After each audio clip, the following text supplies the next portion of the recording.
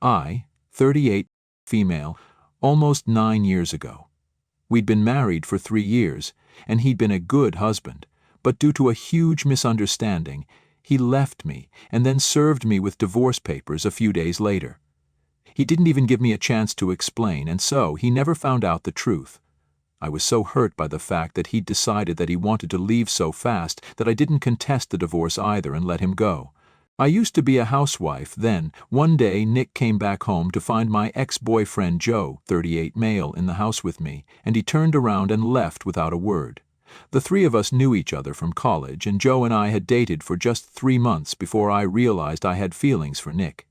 Joe had been visiting to invite me and Nick to his wedding that was going to take place in a few months, and that was it. Nothing weird or suspicious was going to happen. I'd never do that to someone else. But Nick just assumed the worst and left without a word. I tried to call after him and stop him, but he drove away as fast as he could and even blocked me everywhere so I couldn't get to him and explain what was going on.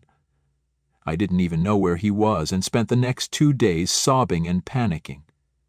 Joe had also tried to get through to Nick to explain, but even he'd been blocked. I was devastated but believed that once his anger cooled off, Nick would come back and I'd explain everything to him so that we could resume our normal lives once more. Unfortunately, that didn't happen, and a few days later he filed for divorce. I was devastated by that and didn't know what to do. I just needed a chance to explain everything to him, but he didn't think I was worthy of it, and so, with a heavy heart, I decided not to fight for my marriage anymore and let him go. I didn't contest the divorce. Once the proceedings started, I packed my stuff up and moved in with a friend for a while until I got a job and could afford a place of my own. It took a while, but I got my life back on track and didn't give myself any time to sit around and be depressed about what was happening.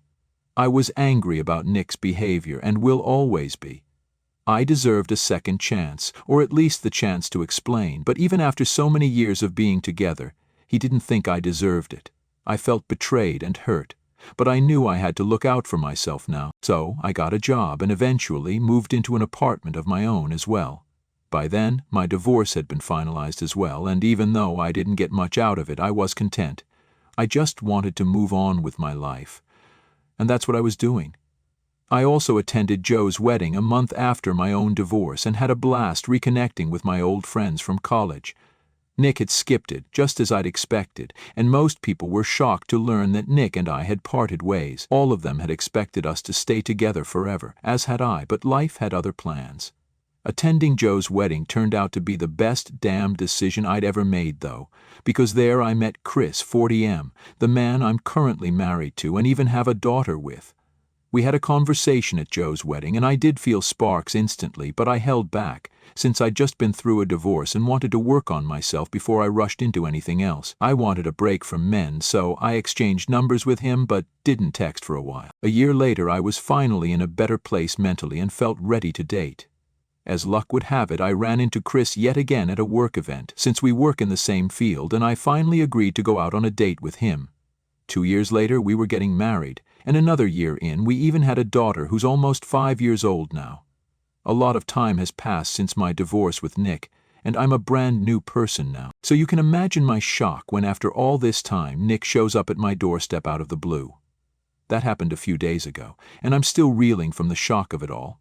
I don't know how he found me, and neither did I bother to find out later on because I truly couldn't care less. It was the weekend, so my husband and I were both at home with our daughter when the bell rang. I was stunned when I saw Nick standing outside with a bouquet of roses and smiling as if nothing had happened. Before I could even process what was happening, he started talking and explained that a few weeks ago he'd learned from a friend that Joe was married to a different woman and not me, and he'd finally realized that he'd overreacted back then. He said he wanted to give us a second chance, and so he was back here, asking for forgiveness for whatever he'd done. I had no idea what to say to him. I mean, it was ridiculous enough that he'd divorced me over a misunderstanding all those years back without bothering to find out the truth. But now he was back after 9 whole years of no contact, believing that he could just talk his way back into my life and get a second chance just like that, when he himself had denied me that very second chance. Fat chance of that happening. He kept talking while I silently stared at him. trying to think of what to do next. I so desperately wanted to shut the door on his face, but that just wouldn't be humiliating enough, so I decided to do something a lot more insulting. I told him to wait right there and went back to the living room where my husband and my daughter were sitting, waiting for me to come back. I didn't have time to explain, so I just lifted my daughter in my arms and told Chris to follow me to the front door. You can imagine what happened after that. Nick was horrified when he saw me walk towards me with my daughter in my arms and my husband behind me. I smiled at him and told him that he was a tad bit too late to ask for a second chance now, and asked him to get out.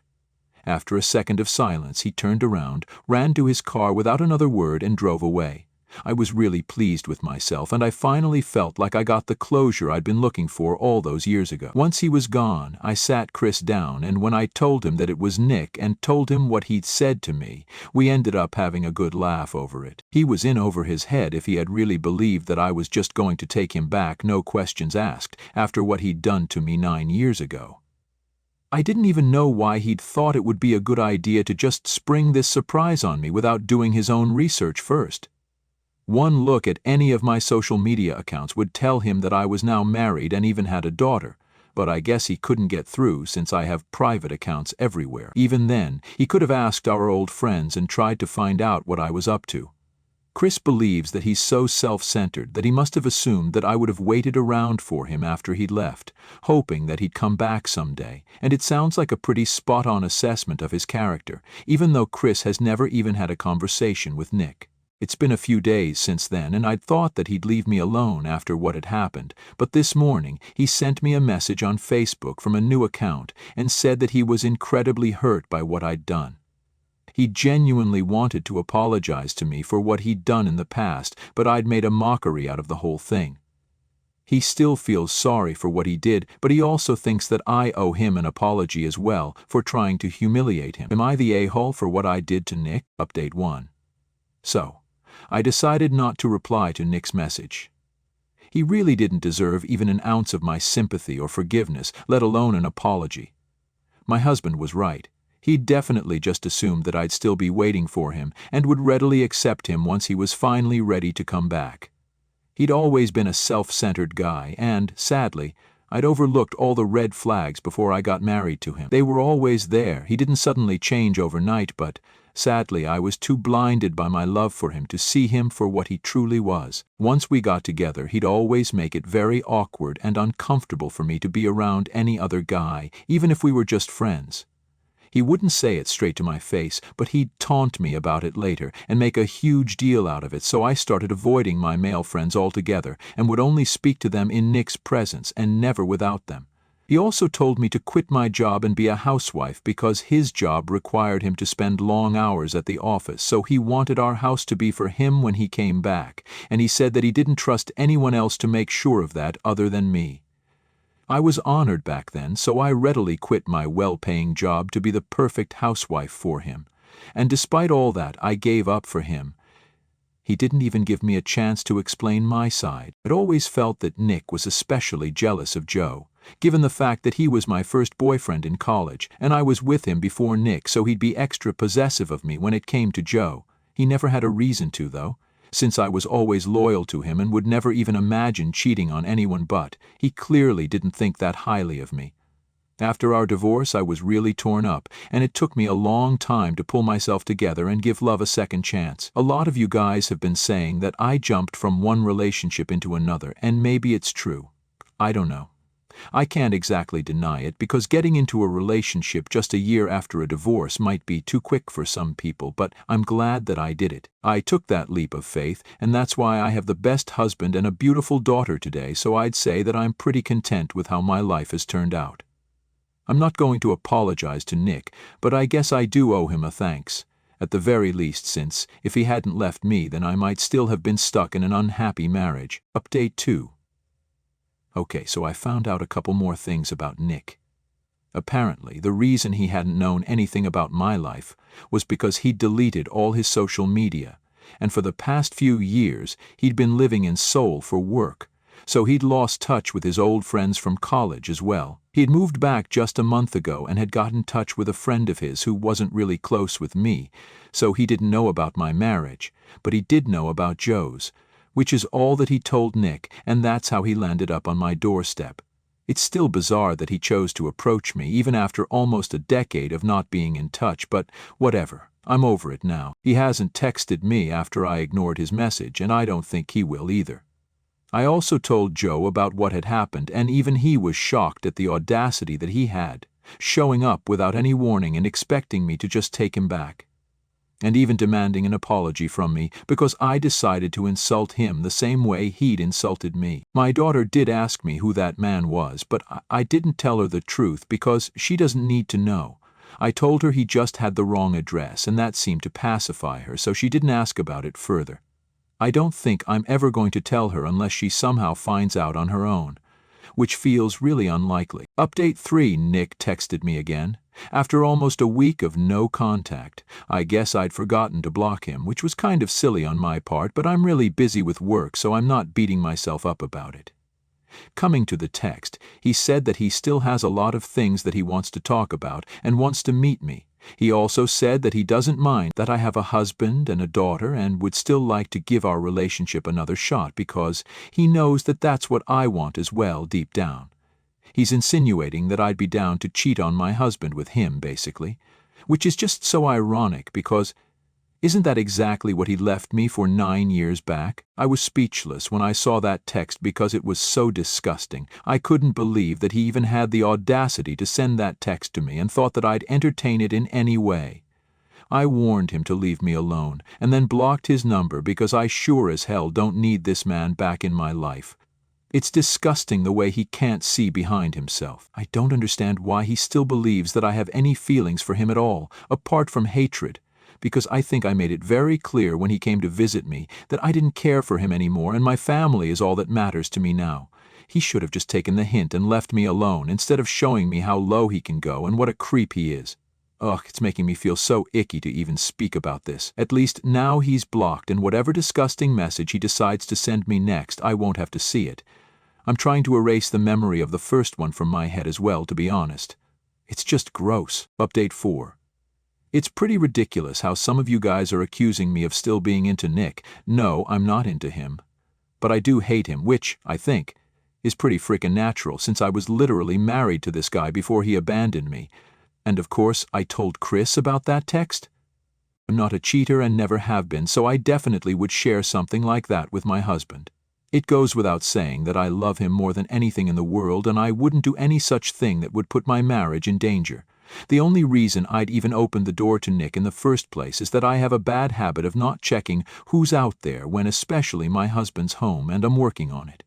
But that being said, I would never knowingly let Nick back into my life.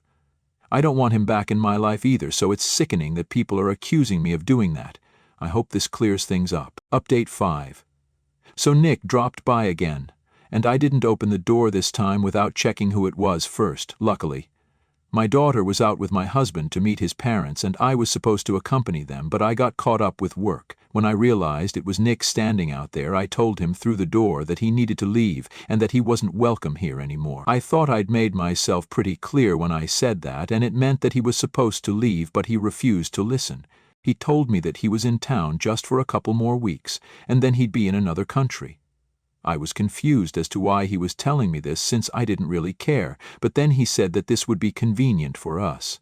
He said that I didn't need to fight it anymore, and that we could finally get together now. I couldn't believe that he was standing right outside my house and asking me to cheat on my husband. I was appalled and disgusted and immediately said that he had 3 seconds to leave or else I'd call the police. Once again, he didn't take it seriously and decided to stay, so I ended up calling the police and they had to take him away. I'm glad my daughter wasn't there to witness it, but I did call my husband up immediately. Chris came back within half an hour and made sure I was all right, and I was okay, just a little shaken by what had happened. I don't even know how he'd found out where I lived. The friend who told him about Joe being married to someone else wasn't even close enough to me to know that I was married, let alone know where I lived, so it couldn't have been him. But now I'm feeling weird and uncomfortable in my own home, and I hate it. I'm lucky that he's here only for a few more weeks, and I'm counting on that to make him stay away.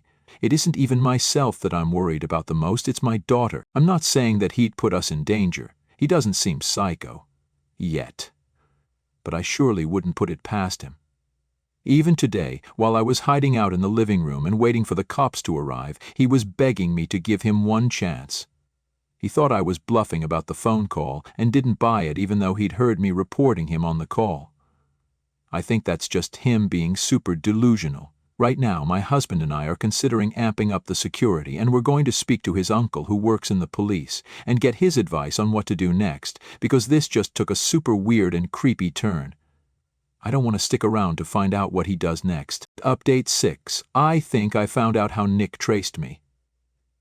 I talked to a couple of my college friends, and one of them happened to give out my address to Nick's old friend. She apologized to me several times when I told her what had happened and said that she'd forgotten to ask me first.